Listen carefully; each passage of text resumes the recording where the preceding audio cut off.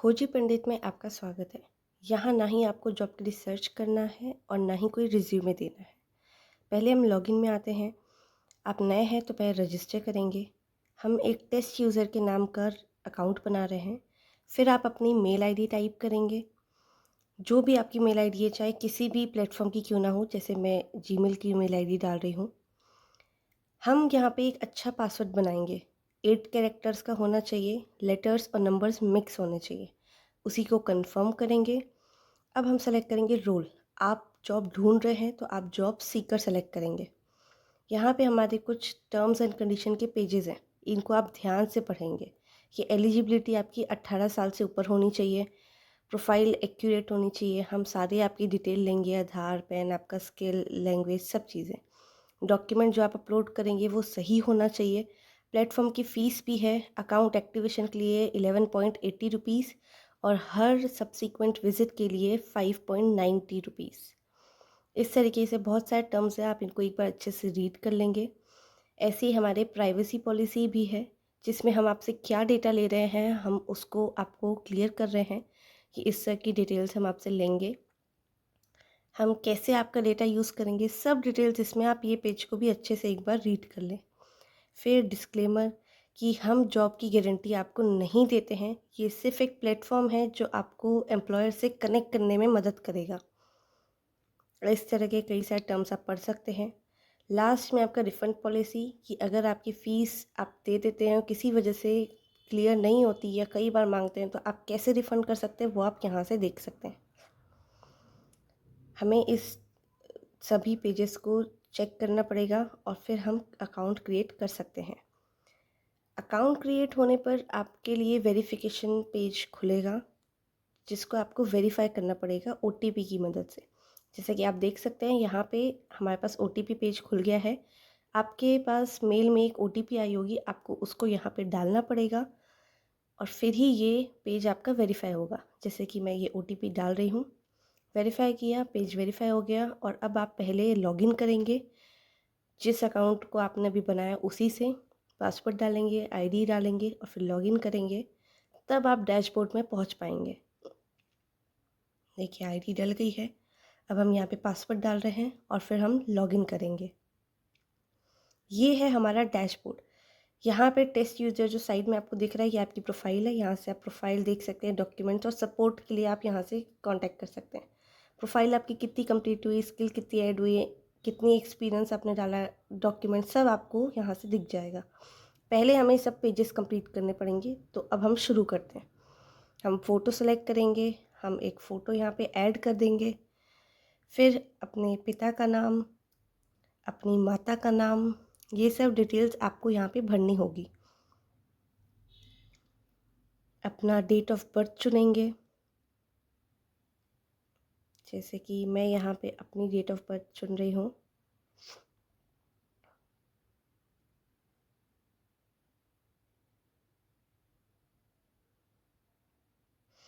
हम अभी एक मेल अकाउंट से शुरू करते हैं।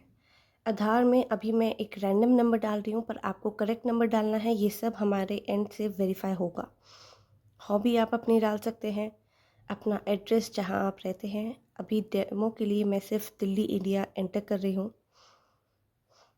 आप नीचे अपनी लैंग्वेजेस भी चुन सकते हैं कि आपको कौन कौन सी भाषा आती है और किस लेवल पे आती है। जैसे हिंदी हम नेटिव लैंग्वेज चुन लेते हैं। ऐड किया, यहाँ पे हमें हिंदी दिख रही है। अब हम इंग्लिश चुन लेते हैं। इंग्लिश हम फ्लुएंट चुन लेते हैं और उसको ऐड किया और हम नीचे देख पाएंगे। सेव एंड कंटिन्यू करेंगे। अब हम अगले पेज में पहुंच गए, एकेडमिक क्वालिफ़िकेशंस। यहाँ पे आपने क्या पढ़ाई की है वो लिखना है। जैसे कि ये 10th में मैं अपनी पढ़ाई भर रही हूँ। हमने अपने स्कूल का नाम लिखा, अपने बोर्ड का नाम लिखा, फिर कितने परसेंटेज आए थे। अगर आपके पास सीजीपीए के भी रिकॉर्ड है आप वो भी भर सकते हैं यहाँ पे। फिर 12th भी भर सकते हैं और जिन लोगों ने 12th के अलावा डिप्लोमा किया होगा वो भी अपनी डिटेल्स यहाँ पे भर सकते हैं। तो हम यहाँ पे अपनी डिटेल्स भरेंगे। स्ट्रीम में हमने क्या स्ट्रीम चुनी थी, साइंस, मैथ्स, कॉमर्स, वो हम यहाँ पे एंटर करेंगे। फिर हमारा परसेंटेज और सीजीपीए। साथ ही अगर आपको हायर एजुकेशन डालना है, जैसे आपका बैचलर्स हो गया, मास्टर्स हो गया, तो वो आप यहाँ पे जितना चाहे ऐड करके डाल सकते हैं। जैसे कि मैंने ये बैचलर्स डिग्री डाली है। इसमें आपका स्ट्रीम चुन लेंगे कि आपने किस स्ट्रीम में अपनी बैचलर्स कंप्लीट की। अपने कॉलेज का नाम आप डालेंगे, जैसे मैं यहाँ पे स्टेट यूनिवर्सिटी डाल रही हूँ। फिर आपने कितने साल का कोर्स किया वो आप डालेंगे, कितने परसेंटेज आए थे आपके और आपका सीजीपीए क्या रहा। आप चाहे तो और डिग्री भी ऐड कर सकते हैं इस तरीके से, और आपको नहीं करनी तो आप रिमूव भी कर सकते हैं। अब हम अगले पेज पर चलते हैं।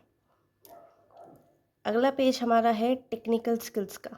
अब यहाँ पे हमें बताना है कि हमें क्या क्या स्किल्स आती है। जैसे कि मैंने कंप्यूटर साइंस लिया था तो मैं अपना HTML और दूसरे स्किल्स चुनूँगी। अब उसमें आपको लेवल भी बताना है कि आप किस लेवल पे है उस स्किल में। जैसे कि मैंने HTML में यहाँ पे इंटरमीडिएट डाला है और जावास्क्रिप्ट में एडवांस डाला है। वैसे ही आप सर्टिफिकेशन, अगर आपने कोई सर्टिफाइड कोर्स किया है आप उसकी डिटेल्स भी डाल सकते हैं, और आप जैसे कोई प्रोजेक्ट पे काम किए हैं तो आप उसकी डिटेल्स भी यहाँ पे डाल सकते हैं। अगले पेज पर चलते हैं तो ये आपका वर्क एक्सपीरियंस पेज हो जाता है। तो जैसे कि आप यहाँ पढ़ पा रहे हैं कि अगर आपका यहाँ से सेलेक्ट होते हैं खोजी पंडित से तो आपका वर्क एक्सपीरियंस ऑटोमेटिकली जनरेट होगा, नहीं तो आप ऐसे डाल सकते हैं। इसमें वही आपका कंपनी नेम, लोकेशन, डेजिग्नेशन कि आपने किस पोजीशन में काम किया है, field of work, start date, end date. अगर आप करंटली काम कर रहे हैं तो आप उसको भी डाल सकते हैं। लीडरशिप, आप लीडर के रूप में काम किए या किसी के अंडर काम किए, ये सब आप डाल सकते हैं। अपना एनुअल पैकेज वगैरह सब आप यहाँ से और जॉब भी डाल सकते हैं और फिर सेव कंटिन्यू करके आगे बढ़ सकते हैं। अगर आप अभी एक फ्रेशर हैं तो आप सिर्फ फ्रेशर में चूज़ कर सकते हैं और आपको कोई भी एक्सपीरियंस डालने की ज़रूरत नहीं है। अब हम अगले पेज पे चलते हैं। ये हमारा बहुत ही इंपॉर्टेंट पेज है, जॉब रिक्वायरमेंट, जहाँ आप बताएंगे कि आपको कैसी जॉब चाहिए जो आप ढूंढ रहे हैं। अलग अलग फील्ड्स आप सेलेक्ट कर सकते हैं इस तरीके से। मैं IT सॉफ्टवेयर सेलेक्ट कर रही हूँ।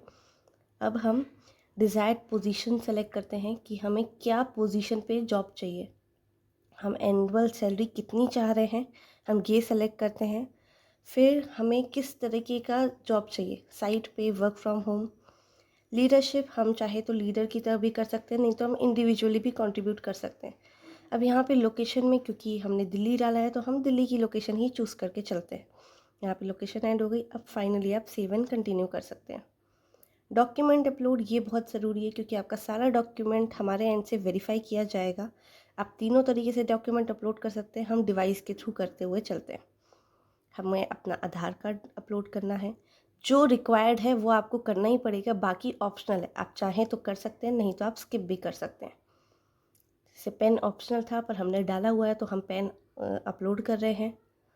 दूसरे भी आप अपने पर्सनल डॉक्यूमेंट्स अपलोड कर सकते हैं। अब आ गया एजुकेशन। एजुकेशन आपको अपलोड करना कंपलसरी है। जो जो डिग्री आप डालेंगे उस हिसाब से आपका एजुकेशन अपने आप क्रिएट होता जाएगा। जैसे आपने बैचलर्स डाला है तो आपको लास्ट सेमेस्टर की मार्कशीट सेलेक्ट करनी है और अपना जो डिग्री सर्टिफिकेट है वो सेलेक्ट करना है। फिर आपने एक्सपीरियंस नहीं डाला है तो आप एक्सपीरियंस स्किप कर सकते हैं। अगर आपने डाला होता है एक्सपीरियंस, स्किल्स, अचीवमेंट सर्टिफिकेट या प्रोजेक्ट प्रूफ तो आप उसको डाल सकते हैं। रिज्यूमे हमने ऑप्शनल रखा है क्योंकि ये नो रिज्यूमे प्लेटफॉर्म है। आप चाहे तो डाल सकते हैं, नहीं तो आप स्किप भी कर सकते हैं।